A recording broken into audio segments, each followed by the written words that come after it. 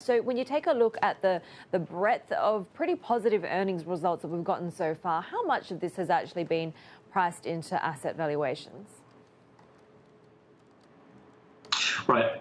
I think it's not fully priced in yet. I think there could be an argument that a lot of the positives are already priced into the markets. If you look at the levels where PE is trading at, and even in some part of the credit markets, the fact that credit levels are very tight.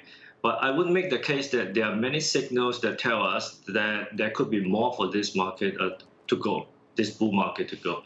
Now, for one, the spread between earnings yield and where real yields are is still at a historically high level. And second, the differential between the PE levels of growth and value stocks are still at very wide levels at this phase of the economic cycle where we are at the base of a hockey stick in terms of growth. So I do think that not all the positives are priced in. We think that for the S&P, we could see something as high as 30% year-on-year growth in terms of EPS this year.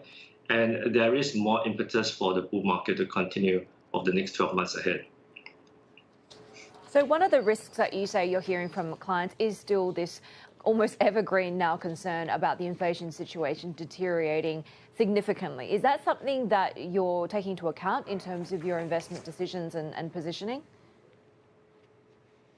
Absolutely. And, in some ways, this is the million-dollar question for markets. And I think the Fed addressed it in the FOMC meeting as well. Now, we do expect inflationary pressures to escalate over the next few months. A lot of this will be due to base effects.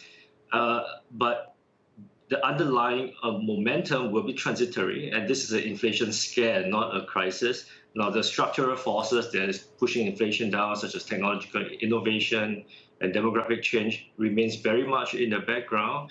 And we do think that ultimately the turbulence that we've seen in terms of the inflationary scare, the rise in bond yields over the last 2 months will be self-limiting. And the picture will very much shift to the the underlying fundamentals such as earnings, which will drive equities further over the next 12 months. Well, you also in your notes say that you're overweight U.S. and Asia and cyclical sectors. So could you be a little more specific on that part of it? Right. So, well, for one, we do think that, again, the earnings outlook for U.S. equities remains very strong. In China, there is some fear that policy normalization could be premature. But however, we are comforted by the fact that the authorities in China are taking a very calibrated approach in terms of normalization. And in fact, the credit impulse that we saw during the pandemic was smaller than what we saw during the GFC. So the backlash should be smaller as well. And in terms of sectors, we think that the cyclical sectors tend to have a higher beta to economic growth. So that includes the financials, the industrials sector, energy, commodities, real estate. And let's not forget, now the infrastructure bill in the US is expected to be ratified later this year. And this will have a direct impact in driving the earnings of these sectors as well.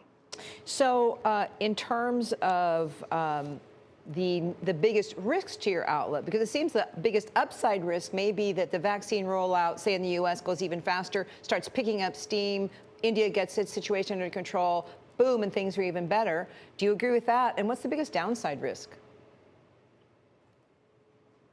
Right. So I think the two biggest downside risks would be, in addition to the vaccine picture, one, that we see the credit normalization in China being premature. And second, that inflation could go out of hand, right? Now, I think the vaccine rollout, there's going to be some ebb and flow over the near term. We are not going to go in a straight line towards reopening.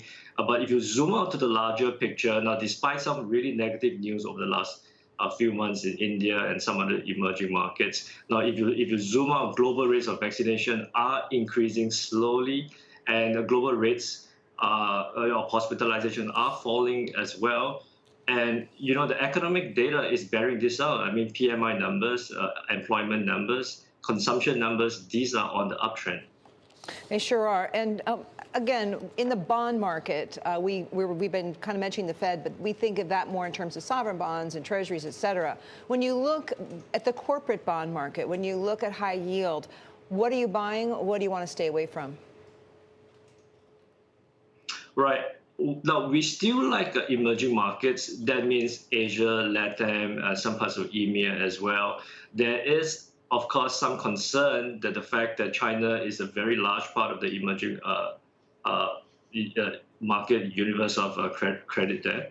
And of course, we know that the Chinese authorities are trying their best to encourage more healthy price discovery and discourage moral hazard there. So I think more important than ever, while the spreads are still at fairly attractive levels in our view, we think that it is very important to diversify into some of the emerging markets outside of China, and to, again, I think, look for exposure to the cyclical sectors that we think will be beneficiaries of the economic uptrend in this early part of the new post-pandemic cycle.